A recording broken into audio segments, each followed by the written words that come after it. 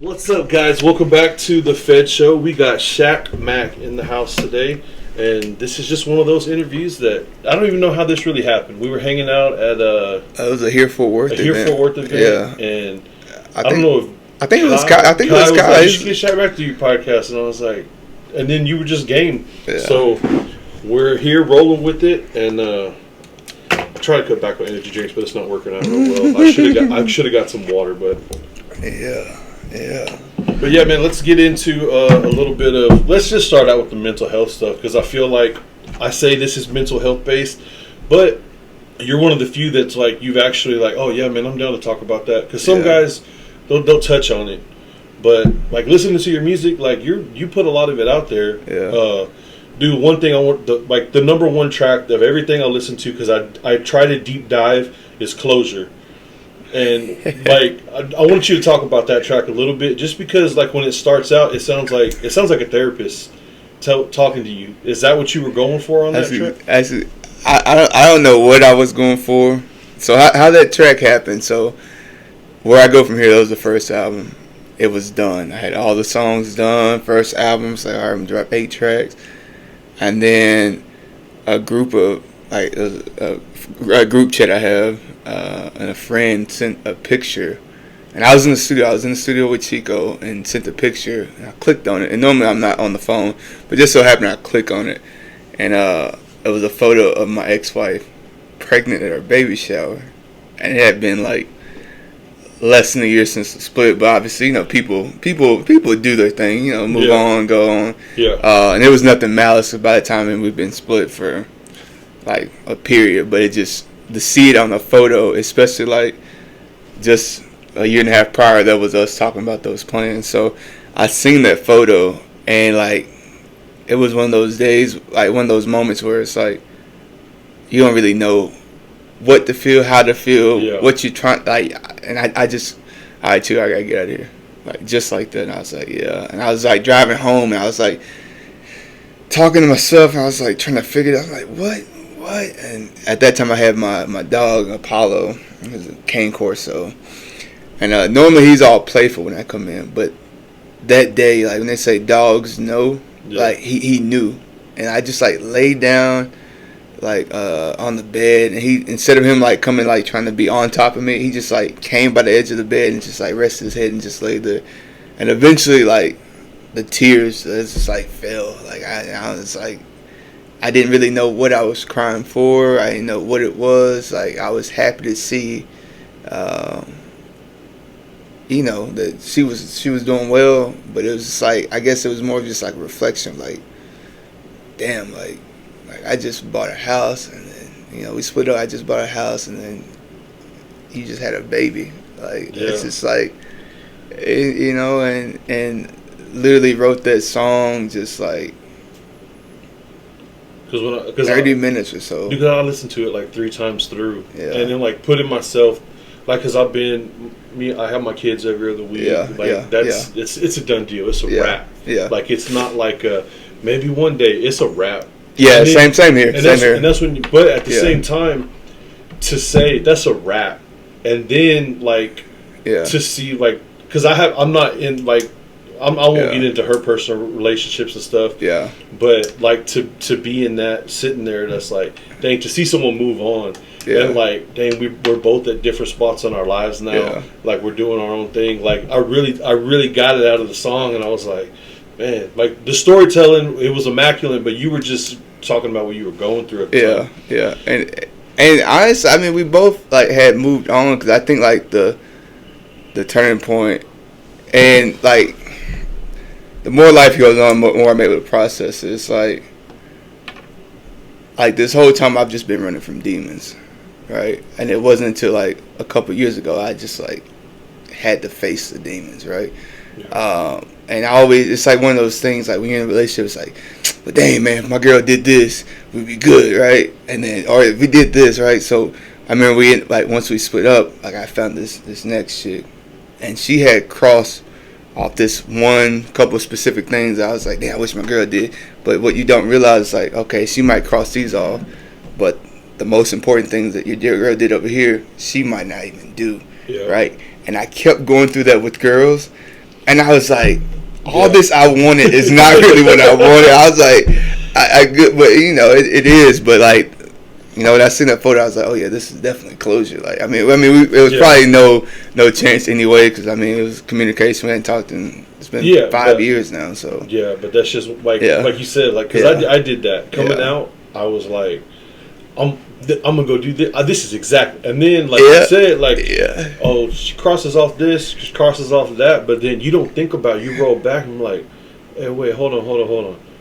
But this is different. This is different, right? And you really don't think about the comparison, because like I know a lot of people come out of relationships. I was with that person for a year. Like I was with my kid's mom for the better part of 14 years. Yeah. So like you just get used to being in the motions, like, the way that things are handled and the way that everything's situated, and then to jump out of that and jump into another relationship, I was like, oh no! Like I was like I didn't look at red flags. Yeah. Because I was like, well, she doesn't do this. Cool. Yeah. And then you sit there and you start trying to compare. Like, and I did that, and then I was just like, you never see the red flags in the moment. No, I mean, like now I do, because it's like I'm just open to it. But back then, all those red flags, it was like, so you had off the camera earlier, you asked about COVID. So it's like I ended up getting COVID. COVID happened in 2020. I ended up getting COVID in 2021. Right, I'd been good, and when I got it, like obviously couldn't leave. So it's like I was literally just trapped in the house. So it's like it was a period I was mad. I was like cussing through the house. Like I was about to like call my family and break up my family, because I was just mad at the place I was in.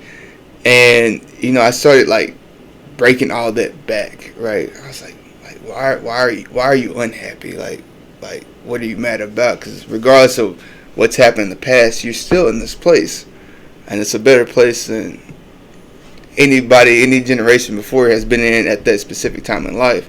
Yeah. So it's like, you know, I really started dissecting that, and then that's when I started like analyzing the red flags, and I was like, all right, so in the girl, like they always say, you ain't gonna be able to get everything you want, but I think if you have the main key points, I think you're gonna feel enough comfort in a man to where you can give her what she needs, to where maybe she opens up to that.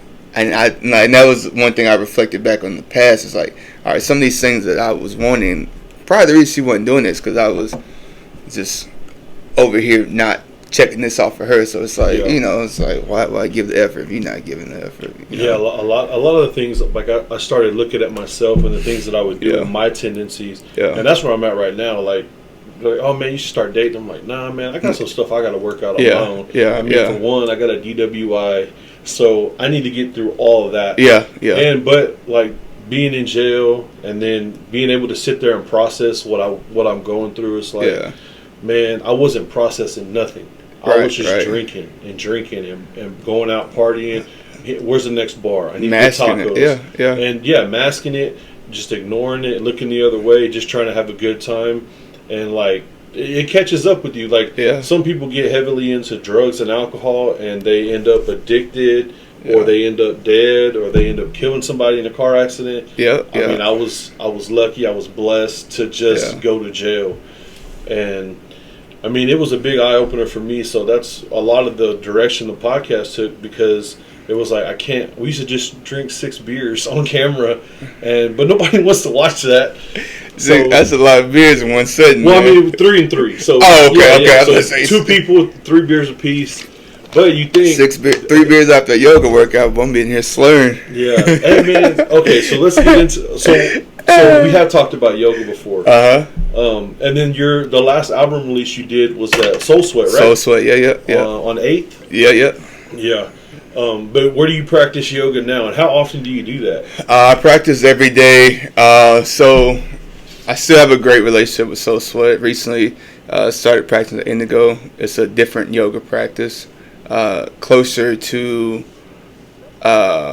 the yoga I started with when I first started yoga. How long have you been doing yoga? I started yoga August 2020. August 2020? Yeah. I started August 2020 with Miss Bridget Gibbs. Hold on. You started music in when? April 2019. April 5th, 2019. April 5th, 2019. That was the same day I got the keys to my house I bought. Okay. I literally. So a year and some change later, you started doing yoga. Started doing yoga. And we're what 4 years almost now. Yeah. Or Yeah. No, yeah. 3 years. Yeah, you said 2020. Yeah, 2020. Oh yeah. So 3 years. 3 years you've been doing yoga. Yeah. And like, okay, so yoga for you, what does that look like? It's like 26 poses through the whole thing, cycle, or yeah. So I guess it comes out 26. I don't really count it. I just like go through the motion. But it's just like the flow. Yeah, the like, flow. Okay. The flow. I mean, I guess I don't go through the motion, but it's just like more so like it's a lot of spiritual growth in it for me. Because like when I first got yoga. Started doing yoga with Miss Bridget. Like I was at such a low place, bro. So you talk about the drinking. Like I was drinking heavily. I had a bad. I smoked a lot of blacks, like a lot. Like it got to the point I was smoking 4 or 5 a day. I was drinking a handle of Hennessy a week. I remember it was one day. I think it was like a wake up. Like it was a Monday, and. We were supposed to have like a flag football game. Went to the bar. Ended up just drinking, right? And I remember I came back home that night. I drove home. I don't even remember anything, like not a single thing. And I remember I got home. It was like 3:00 in the morning, and my alarm goes off at 5. I was about to get up, and as soon as the alarm went off, I just vomited. Right, I didn't move from the couch. To like Wednesday, like I couldn't move. Like I was like I had never been that bad at all, and I was like, what am I doing? Like what like? But even then, like you ask yourself that, but it's like, well, I'm still running from these problems, right? So it's real easy to jump right back into it and not address, right, and back smoking. As soon as I was good, back smoking, drinking, but so when I came to yoga. I remember who was it? I think Anthony Oliphant. He's another creator in the city, and he was like, yeah, man, like I practice with Miss Bridges boutique studio, like she converted her garage. So okay, cool. So I went, and she broke it down. Like I because it's a small class, like she's able to like teach you how to get in the poses, teach you how a pose can affect you in the position, but also in a real life scenario, right? You don't even really think about it. And she broke it down, and she was like, work on your breathing. She was like, you can breathe into any pose. One of the first things she told me, she's like, oh yeah, by then I'll have you doing the splits. I said, the splits? Oh hell no, this woman crazy, right? Sure enough, 35 days later, could do the splits. Damn. Right, and it's all the breathing. It's like, as much as breathing is such a free thing we can do on a day-to-day, most people don't breathe as much as they think they do, right? Most time you're holding your breath, you're flexed up, you're tensed up, and it's like you're not even thinking about it, right? And like once I started doing that, I started relaxing. I was like, like what are we really doing? And it's like now, like I'm such at a point of protect your peace, right? That's my slogan. So I'm at such a point where my peace is so protected, like I don't really get disturbed by like anything. Yeah. Anything. And that's why I say, and how I came up with protect your peace is like when I came to this place, I was like, this shit feels good. Like I'd never been here before, and it's like I don't have to drink no more, and I feel good. I don't have to smoke anymore. I feel good. High on life, right? High on life. Like I walked in the studio the other day, and the lady thought I was laughing. I was like, nah, I'm just smiling. It's just like, why are you happy? Right. And that's the saying. She's like, you don't see people just like smiling, just happy go. And I was like, life is good. Like I can't complain. Like, have I checked off every goal that I want to achieve yet? No. But like this head space, this mental space I'm in, it's such a pure, peaceful place. Like it's just now I'm waiting for time. Like I'm trying to catch up with the time.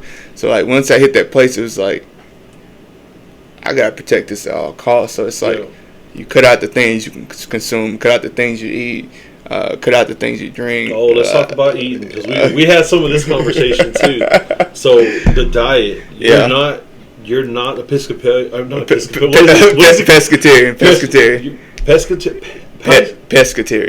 Yeah, so that's you're like not, but no. So I would be.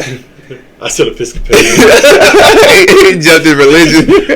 That's So one religion. a pescatarian is like Fish only, right? yeah. So it's basically like a vegan with the exception of like fish products, right? Yeah. Pretty much anything out of the water. So the closest to that I can be, but then there's moments where like I might be somewhere and it's like chicken's only available. Yeah. So like I'll do chicken sometime. Turkey I'll do turkey, but no beef, no pork. And I hadn't done that for years. How long has that been? Is this pre-COVID? Yeah, so you just been yeah. So I remember. So when I was getting ready to get married, I was like, all right, your wedding day, you gotta be looking good, man. So I did this cleanse, this 2-week cleanse, and I stuck true to like the eating schedule, and that was one thing that cut out beef and pork. And in 3 weeks, man, I had a 6-pack, and I was like, right, and it felt good. And like it was like a couple weeks after that, I went and still didn't eat anything. I tried to eat some beef, and like my body didn't like it. Yeah, my body didn't like it at all, and I said, okay, yeah, no beef. And for several years, I was like, okay, I could eat bacon and be cool. So like I would tear up some bacon, and then when we split up in the dates running together now. 2017, yeah, 2017. Man, it was probably like later that year. I just said fuck it, and just like let myself go, right? And it was eating whatever, drinking heavily, and that's really where the downfall started. Cause like all my good habits, like, cause I would get up every morning at 4:00, go for a 3-mile run, come back, make my smoothie, go off to work, drink a gallon of water a day, come back, eat a decent dinner, and all that just went out the door, right? And it's like somewhere during the COVID years, like I was like starting to come back, and I was like, yeah, I gotta go back to that. Like and I just cut it out again. I was like, yeah, no more beef, pork. Like I'm just gonna go back to that eating regimen, and slowly I was morphing back into the good habits when I had at this peaceful time of my life. Yeah. Right. And yeah, it's great. People think I'm crazy and no beef, pork, but I mean honestly, if you think about it, like there's certain religions that they don't eat pork. Yeah. But nobody says nothing about that. Yeah. No. Like if you say that it's part of your religion, everyone's like, "Oh, okay, it's respected." Right. That's the first thing. You say you just don't eat it. They're like, "What? Yeah. You just don't." Like, no, I just don't. Yeah. I'm protecting my peace. That's just me. Like, yeah. And it does get a little where people are like, "Wait, you do what?" Mm-hmm. But like you said, like eliminating bad habits and then getting back into good habits. Mm-hmm. Like right now, I'm doing like at least 2 or 3 times a week. I try to get in a 5K. I just walk. 3.8 miles. Or whatever it is. Yeah. And it takes me about an hour, maybe an hour and 20 minutes. Yeah. But just to stay in the motion and moving around. Yeah. One night I did 5.5 miles just because I was like, I ain't got nothing else to do. Right. And might as well. I'm not drinking. It's like, honestly, I feel a lot better. I don't. Yeah. I was having this conversation with my cousin the other day. He's like, I'm gonna drink 1 day a week. Yeah. Like I'm just gonna drink that 1 day. And I was like, dude, if you can do the 1 day a week, that's great. Yeah. Because I know I used to do Thursday night, probably get started, and just show up to work just hung over or on Friday and just like, oh man, it's gonna be a long day. And then sober up enough by the time you get off to go kill a couple beers, eat some food, maybe go out, and then Saturday just like, oh man, basically the same thing. Just work your way through the day. Yeah. And then Saturday night hits, all right, pulling an all-nighter, end up at Waffle House at 3 a.m. Ooh. And then when you get to the house, you're just like, man, I feel terrible. Yep. And then you would like sleep off all the alcohol and everything on Sunday. all day. Yeah. Catch like the 3 o'clock football game or Sunday night football, and then you're just like, I don't even want to drink today. And then, but I feel like when we abused it, like, because I abused alcohol. My clinical diagnosis with the court-ordered psychiatric evaluation, she was like, you abused alcohol. You're not alcoholic. I was like, oh, that's what I thought. Like, she goes, yeah, you're just way overindulging, and you are, and you just don't care. I was like, yeah, that sounds like me. Yeah. And she goes, you don't need it to function or nothing. You just want it. I was like, yeah. She goes, but if you don't have it, you don't wig out, you don't get the shakes, you don't, none of that. You just want to be drunk. I'm like, this lady gets me. That's crazy. That's crazy to say that. But the concept of that, like, to actually have someone diagnose me, like, yeah, I'm going to have to report this. We're going to give this to the court and let them know these are the requirements that I suggest for you. Like, you don't need AA meetings because you're not craving it like you're going to freak out if you don't have it. You just want it. And I was like, yeah.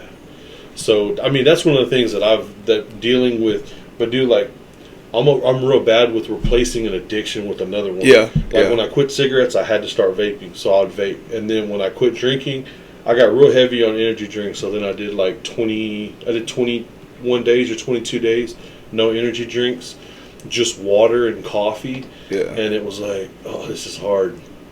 But I need to get back into that because honestly, when you mask an addiction with something else, another vice, you're just like, you're going to end up falling back to that one or picking up a worse one at some point. Exactly. Every time I'm like, all right, I'm going to be done.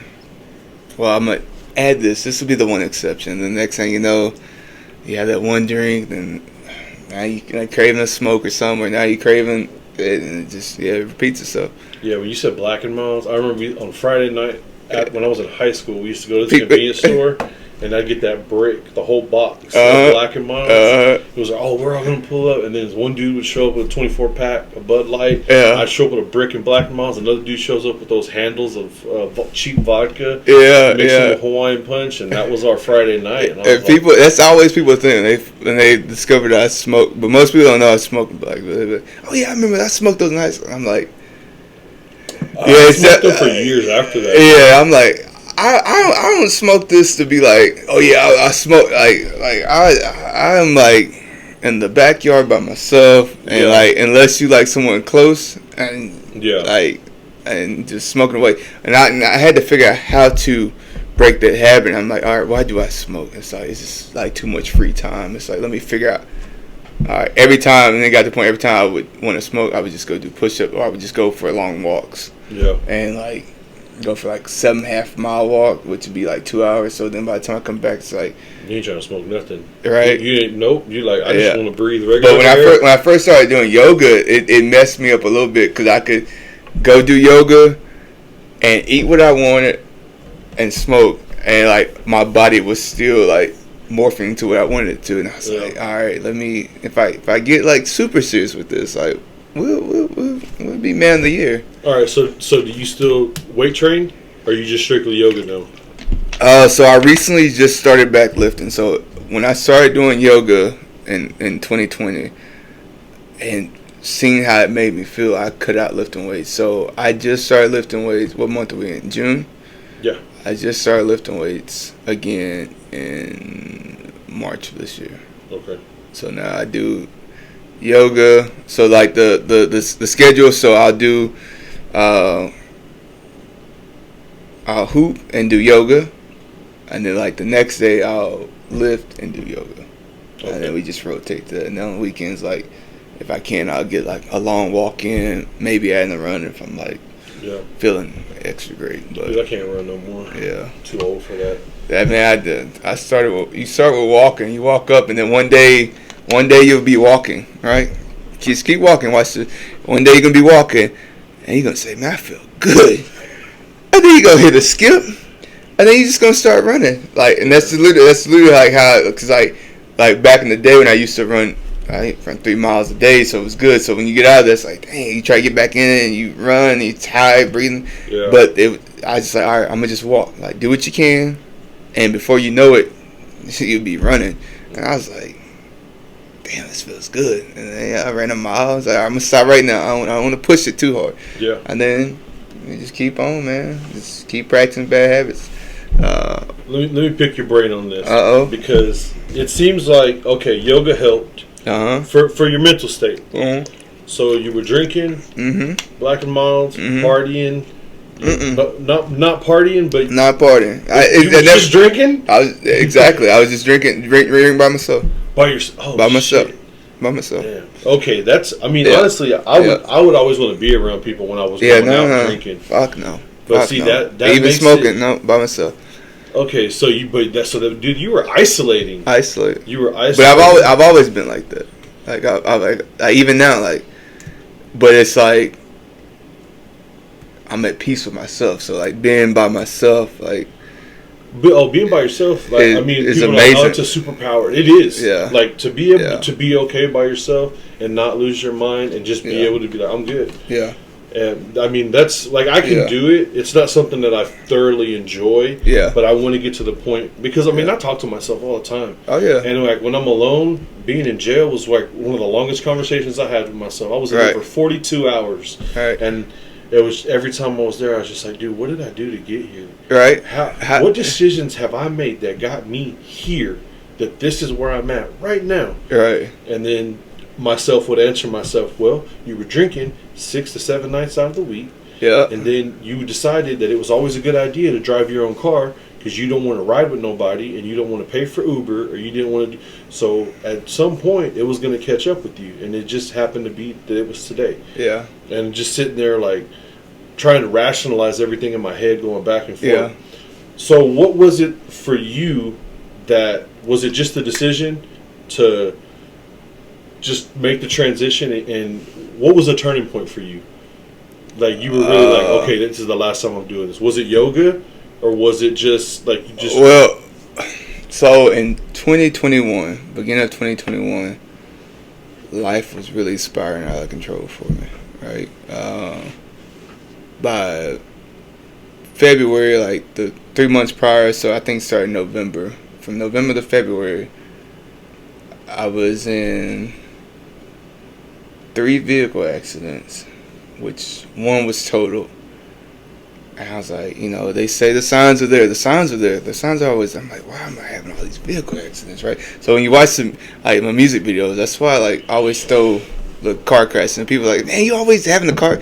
I'm like, it's very symbolic to me in real life, crashing out, right? Yeah. At the end of the day, we're all on this journey, right? Whether you're walking, whether you're in the car, whether you're running on a bike, like we're in this journey and you crash out, and mine just happened. I'm crashing out, right? So 3 vehicle accidents, right? Beginning of 2021, I think I came in and walked in the office of the company I was working for, and it was like, all right, we're gonna let you go. All right, cool, like, cause like savings, like I didn't save because you know, I would make my money, get all my bills paid, but everything I would put in the savings, I put in the music, right? I put into the business because that's so it's like, okay, damn. 2021, my plan was to shoot 6 feet. I was like, oh shit, like what are we gonna do now, right? Had some funds put away, but it was like, I gotta figure this out, right?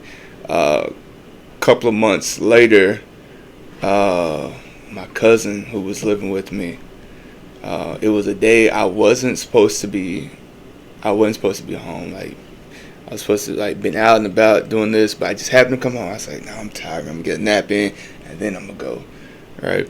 And my brother was coming down from Stillwater, and he wasn't sure if he was gonna come that day or the next day. He just so happened to come that day, but he didn't tell me. So I'm in there asleep. My brother and my cousin in the living room, and all of a sudden I get this call, and I'm like out of it.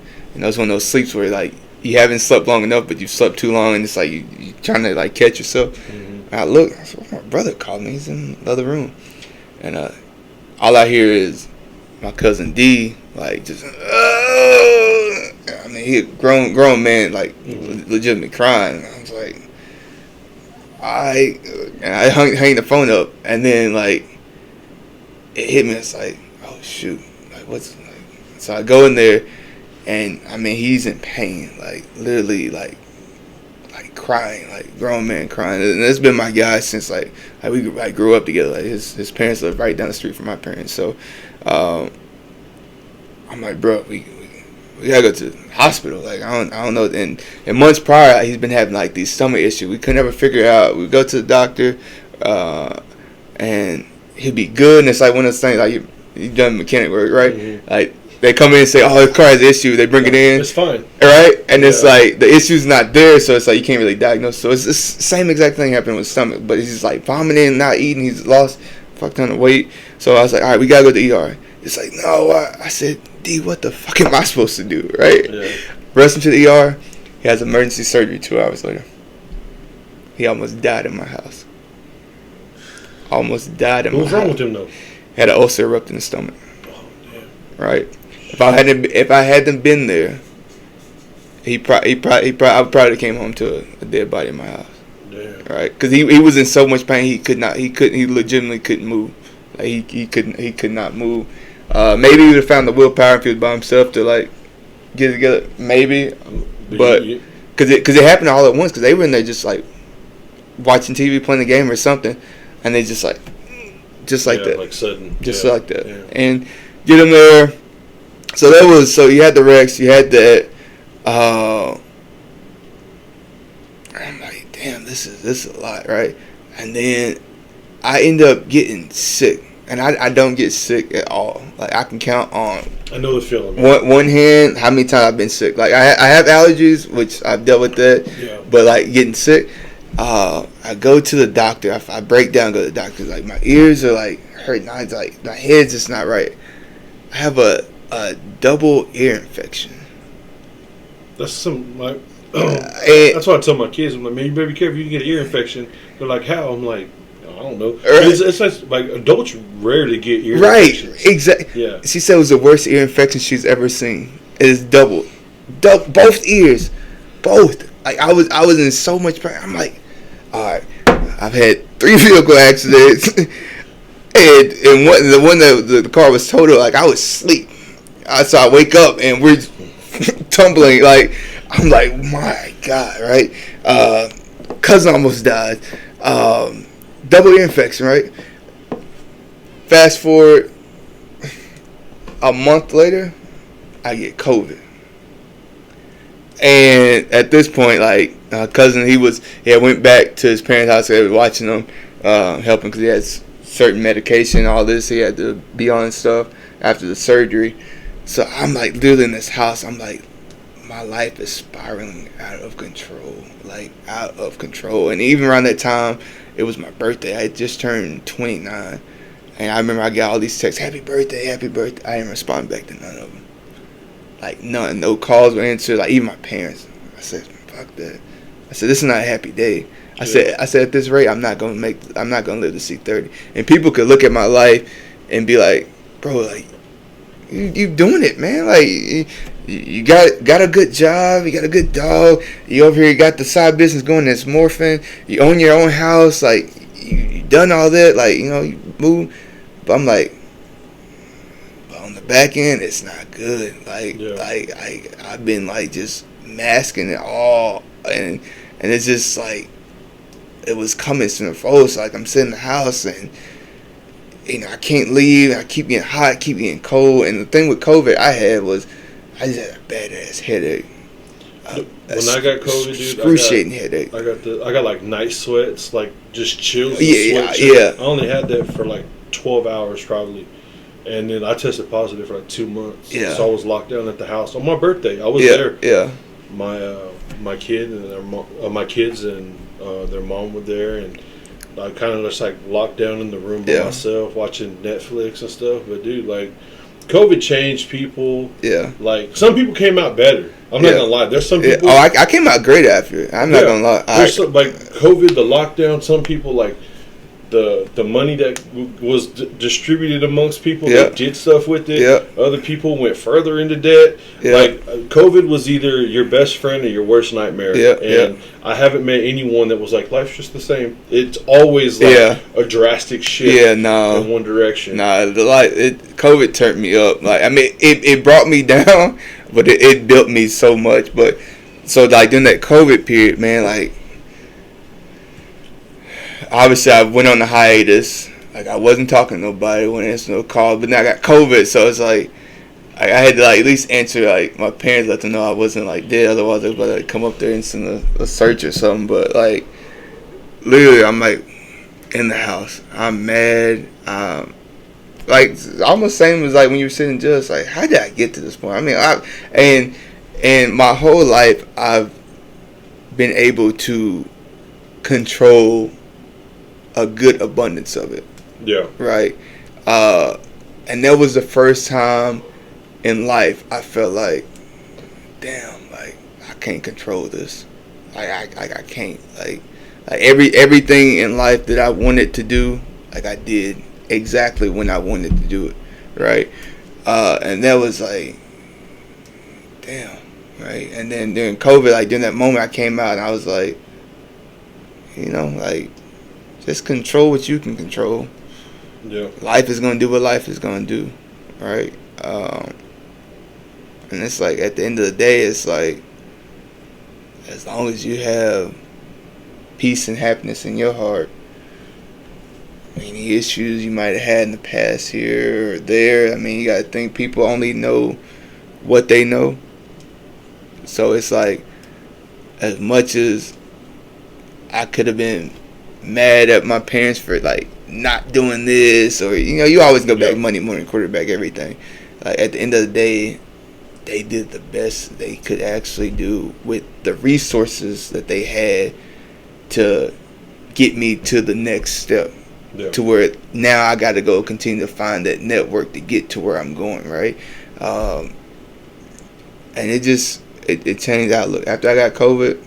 It changed. So I went like 6 months. Like I still drink, like, but it's not like I'm drinking like just pointless drink. Like I like just have a glass of wine, maybe a couple beers, maybe a good night I have 2 or 3, but I'm not like just slamming. And really, and with the blacks, I went like 6 months, and then I was like, I'm gonna have one, right? And then messed around, like it led to me like back smoking on a reoccurring basis. Not as much as I used to, and then like recently, beginning of this month, like I cut it out because I turned 31 next week after. Yeah. And I was like, I don't want to smoke them anymore. So I just stopped. I've been good. Like I haven't had any cravings. Like we just good, right? And I think with the blacks, it's a certain dopamine I release internally, which wants that desire, whatever that taste, that feeling is from that. So I'm like, all right, if I could just control that, which I finally recognized what it was that causes it, will prevent myself from having to release that, then I don't have to crave that. Yeah. And it's been working. Man, it sounds like a giant science experiment, bro. Like you've just tried things and you've pulled away and then you've like reintroduced them. Yeah. And like it just sounds like you're conducting an experiment. It's going really well. It all started with yoga. Yeah. It all started with yoga, like understanding, like being in tune with your body, like your body talks to you, right? It releases certain things. Maybe you're addicted to certain stressors, certain dopamine releases. And it's like once you have a control over that, then you have control over the mind, because the mind is the strongest. Like your mind's a powerful tool, right? And most people don't realize how powerful it is. Like, well, I mean, because like willpower alone, like cutting out red meat and pork, like there's people that wouldn't even fathom. Like it's impossible. There's no way to do it. You'd be surprised. There's people that go to church. They're hardcore believers. They come. The pastor's like, we're gonna fast for 30 days, and they're like, can't do it. Right. And they're like, well, we're going to do a Daniel fast. Can't do it. We still got to have meat. We can't. And like there's just different concepts of different things, but like you're saying, like once you can get something into your head, and set it in stone and adjust, and like as the drinking thing, like sometimes I have found myself more recently like, man, one beer sounds good, but I know the way that I used to drink. Yeah. So I'm not going to get one. I'm going to get a 12-pack probably. And And maybe I don't drink it all that same day. Yeah. But I got a breathalyzer in my car, so if I drink one, I have to wait 24 hours before I can drive again. Yeah. And it's just like, it's not really worth the hassle. How long has it been since I had a drink was the day that I went to jail, which was March 16th. So we're going up on pretty close to 90 days now. Yeah. And like 90 days, like it doesn't seem like it's been that long, but when I think back, it's like that's 90 whole days. That's about 3 months. Yeah. Since I had a drink in my hand, since I had a sip of alcohol, a beer, liquor, anything. Yeah. And I mean, I thought it was. At first, I was like, "This is going to be hard," but as soon as I was out, I was like, because like you said, like the things that you can control. Yeah. Like when you're in jail, you can't control when you go to the restroom. Like if you and your buddy, your cellie, you're in the thing, and it's like you don't have privacy. Right. You can't just go outside and breathe air. Like you're just there, and like they tell you what to do. Oh, you can't walk over here. You got to stay over there on that side of that line. This is what you get to eat. And it's like, no, I don't want to do this. Like, what if I want a hamburger? We don't have hamburgers. We get this weird sausage and there's some rice and beans. Yeah. You're lucky if you get to keep your cookies. And I'm just like, no, I don't want to do this. Yeah, like, I couldn't even imagine. The alcohol is not worth it to me. After being in jail, it's like, no, man. I slept on a concrete floor for 8 hours. Didn't even sleep, just laid there. I got relatives that spent abundance of their lives in jail, man. Like, I couldn't even imagine. I had a buddy tell me, he said, man, you should just wait it out. I'm like, hell no, I waited it out. Man, no, I couldn't do it. Yeah, man. But all right, so we're not gonna. I mean, we could talk here forever. It seems like. Yeah. And we may have to run one of these back again. Man, we could run it back, man. One thing I wanted to talk about, because okay, so you're an artist. You're. I mean, you got features. You got you're making noise. Yeah. I appreciate you saying artist and not rapper. Yeah, well, bro, I'm telling you, because it's like, I kid you not, because there's some dudes, like, I'm not gonna lie, there's people that are rappers. They're telling a story. About whatever they're telling a story about. Yeah. But, like, I don't say rapper anymore because it is an art form. Yeah. And like, I know there are some Jews that are just out there rapping and they're not really artists. I know that exists. Yeah. But at the same time, the way that some of your music makes me feel, and the way that it's put together, it's like this is an art form. Like I'm getting so I grew up in the east side of Fort Worth. I don't have any. I'm not black by any means. But I grew up with all my friends. I was me and another Mexican kid. So I had a granddaddy that wasn't my granddaddy. Yeah. And he used to fry his catfish and stuff. But my buddy Harris, his grandmother had already passed. But I don't even remember the name of the song. But the voicemail from your grandma. That's on that. Is that a real voicemail? That's a real voicemail, dude. That voicemail made me cry. That was on Remember Me on the first album, and that's when I was going through it. So when I wrote Remember Me and Trouble Child, in that 48 hours I wrote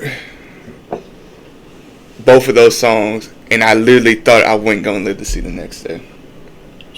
I literally thought I wasn't gonna live to see it. I mean, I called, I broke down, and I was in tears. I was mad. And this was 2019, so I was just mad. I'm mad. And I mean, I called my grandma. My grandma's always who I go to. She's always been my strength.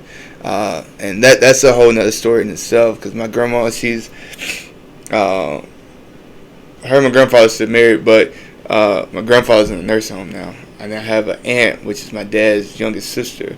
She's been handicapped since like 6 weeks old. Okay. Right? She's now 43. My grandma picks her up, puts her in the chair, feeds her, changes her diaper, the whole 9 yards. She's done it ever since. I was like, oh no, we put her in the home. She said, no, you won't put her in the nursing home. My grandma's now pushing 80 and still does all that. Yeah. So it's like she's always been a strength. So when I taught, and it's very, very religious, right? And I remember I was talking to her, and I was trying to get my mom to do it.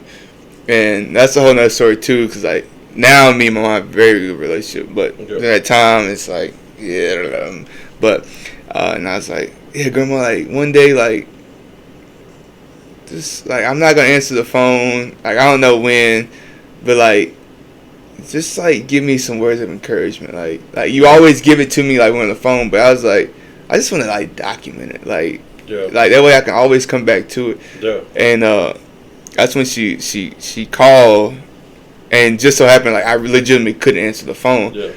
And she was like, well, I don't really know what I'm calling Exactly. for, but you know it's in my heart, you know, it goes on. And I remember I listened to it, and I said, man, like, and even like my family, like when they listen to it, it's just like, oh yeah, that's her. Like it does something to them. Yeah. And then she also left another one, and I used it on this last album, right? On Clap It Up, at the end of Clap It Up. And that's when I was going through my hiatus, when I was like not answering anybody. And it's just like you not answering my calls, like I'm still praying for you, like Yeah. you know, and yeah, those are real voicemails, like not rehearsed. It's like the honesty of her heart. But that's my that's my grandma, man. Yeah. Not because you can hear it in her voice, and it's like, oh, she's legitimately like, when she's, I don't know, you called me, I'm calling you back. I don't know what you called me for, but I'm just gonna tell you this, and like those legitimate conversations are just like, oh man, like it takes it to another level, because like it's like, you know, you may not always have somebody there for you, but you do. There's somebody there. Yeah. There's somebody that cares. There's somebody praying for you. There's somebody thinking about you. There's somebody. And regardless, you may not always agree with that somebody or their views on everything or every aspect of life, but there is somebody that cares. Yeah. And like those, like when I heard that, I was like, oh, all right, I'm gonna skip this song for right now. I'm not trying to cry, but I talked to it now. It's just like, you made another record. How's our record doing? I was like, Grandma, I gotta keep working. It's coming though. Like, all right, baby. Yeah. Okay, so that was off on a tangent. I didn't even mean to get into that. But I'm glad we talked about it. But okay, so like you said, you're an artist. You're trying to make noise. You're trying to do this, bro. Why don't you got social media? Like, why because you're trying to protect the peace? Is that why? Peace. Yep. So I had social media when I first started, and because that's what everybody's like, oh yeah, you gotta do it. But when I first started doing music, it wasn't to be no artist, like no big name star. Like, it wasn't like I was legitimately so low. Like I was trying to process. I was trying to process everything that goes to my head. Like I'm big on processing, right? But I couldn't process in it, and it was like too much. I was like, all right, I'm gonna just document what I'm thinking today. I'm gonna document here. And before I knew anything, like I had wrote May 29th, right? I remember I went and recorded that, and from there I was like, oh, I'm gonna do an album, right? And then end up recording an album, like a whole album, like 4 months later that I wrote, right? So it was like, yeah, do the social media. And so I was doing it, and then like I found myself like, and I would see people's like subscribers or this, and think they're this type of person, right? And granted, you know, I'm living an artist life, and I got my real life. Yeah. My real life, like, hey, that's two different leagues, right? And I'm over here like seeing this and like, damn, why they got that? But then I'm like, on the other hand, I'm like, well, my salary is way more than what they're making. And I was like, but it was fucking with me mentally. Cause I'm like, what are we trying to accomplish? And then you find yourself like stretching, like trying to like just get something out there to go by. I'm like, nah, that's not. And I started losing sight of what it was like I was trying to do. Like I was never coming to like, oh, well, let me just do this and this. Like I always had intent. So like the second album, like where I've been, like it's not like the first two albums, but it was just like more like just like a arrogance, cocky, like you know, like I said, what is one line I had? I'm just me. It's like I couldn't get a stimulus based off of my current status, like you know, and it's like, I mean, yeah, I'm speaking my truth, but like that's not the energy I want to put out. Yeah. That's not the energy I want to put out. So I cut it off, and like, everybody around me thought it was crazy. I mean, crazy, right? After talking with you and to protect your peace, like, it makes more sense. Yeah. And at the same time, if you're not good in your own headspace and you're just trying to portray something online, like, our personal headspace is way more important, right, than what we portray online. Yeah.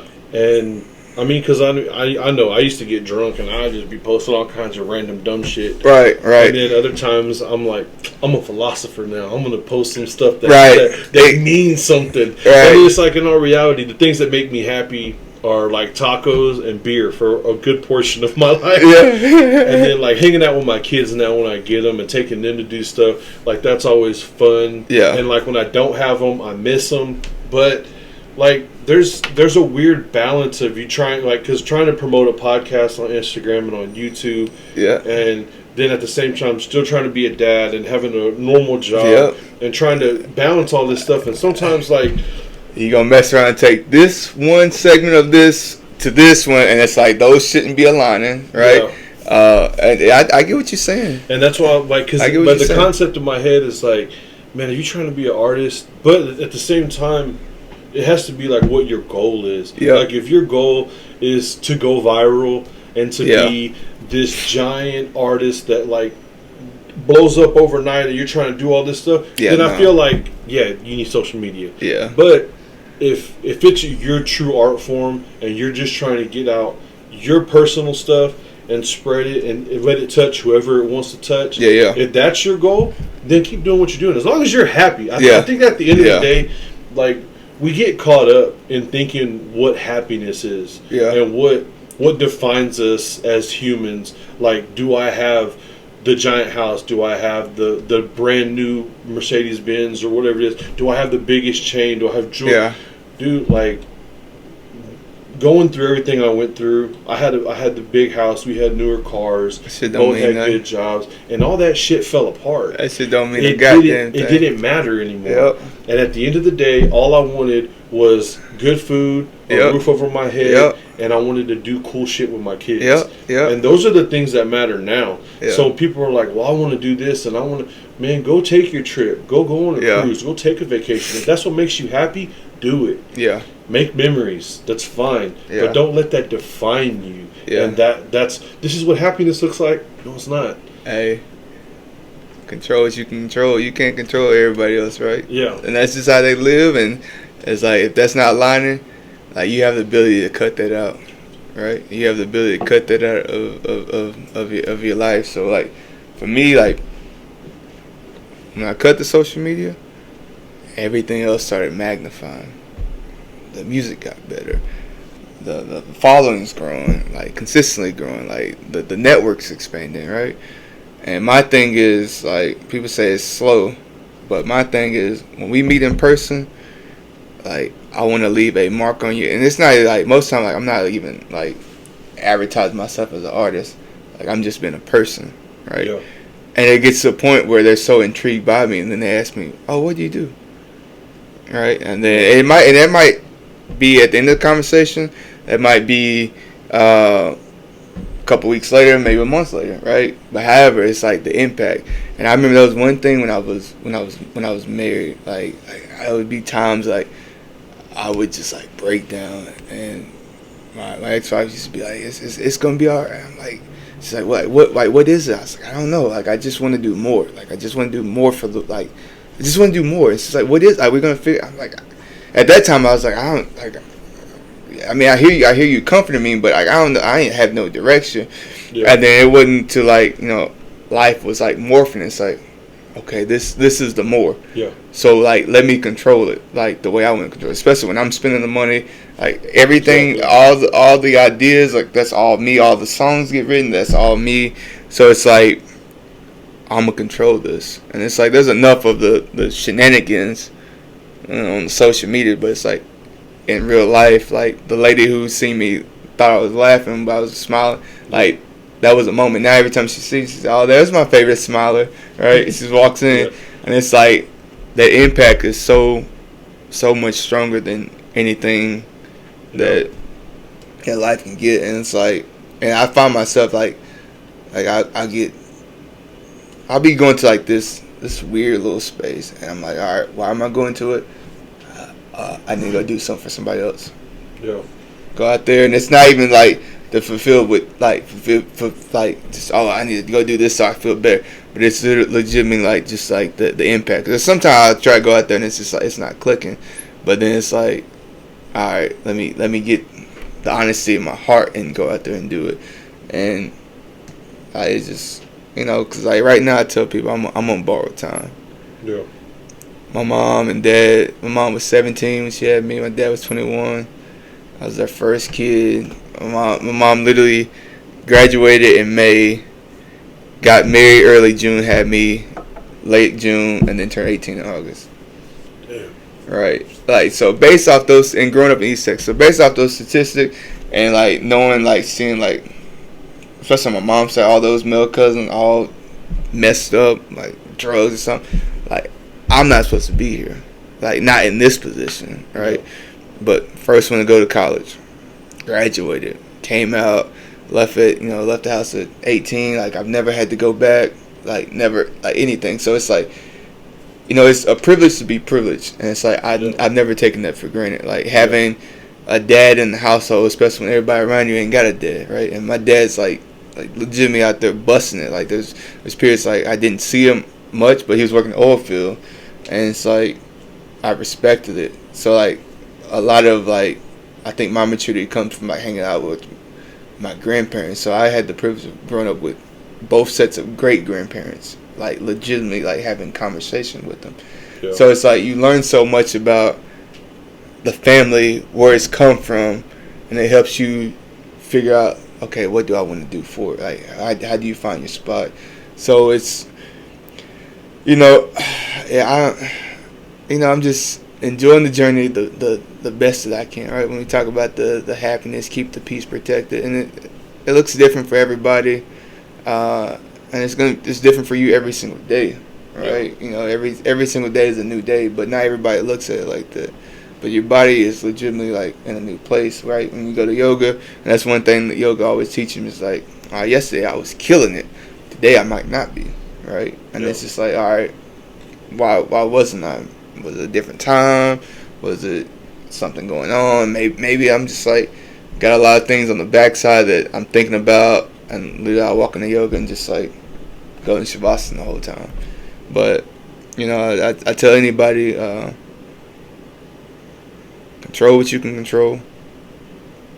Life is gonna do what life's gonna do, right? Life is gonna do what life's gonna do. But if you can control all the things you can control, which at the end of the day it's yourself, the things you consume, the things you do, the habits, everything else align in place. Alright. So, and once you find that peace, most people search their whole lives trying to find peace. They might mask it, and I've been there. I've masked it, like, but honestly, like, I'm at a place like it's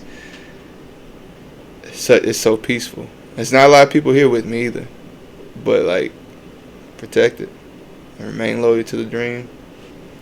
That's it, man. There ain't no right or wrong way to do this journey. You just gotta make it make sense to you.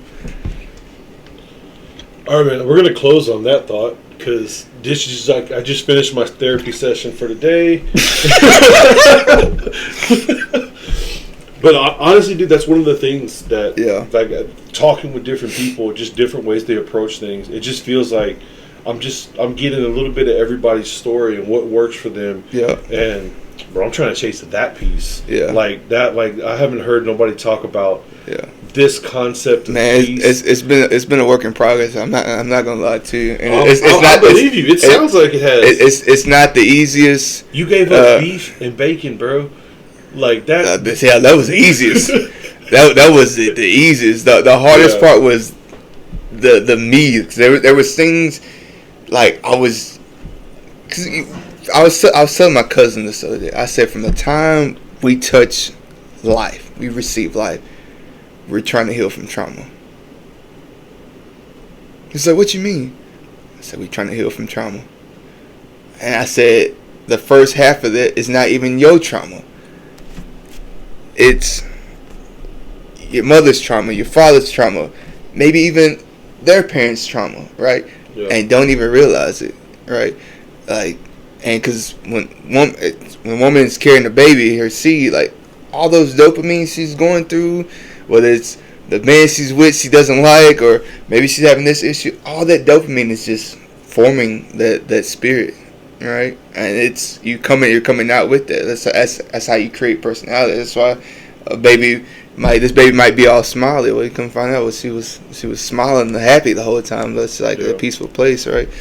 And we're trying to heal from that, and it's once you recognize that, and all right, just gradually every day, just take a step. Sometimes you might have to take a step in place. Yeah. But it's possible. It's trust. Like after me and my mother's relationship got better, I said, oh yeah, anything in this world is fucking possible. I know Kevin Garnett made us believe when they won that championship, anything's possible. Nah, when that happened to me, I said, oh yeah, anything's possible, man. Anything. Yeah. Like anything, man. But all right, man, I'm definitely going to have you back on, but we're going to wrap this one up. Y'all stay fed, and this will be up as soon as I can get it up. Yeah, man.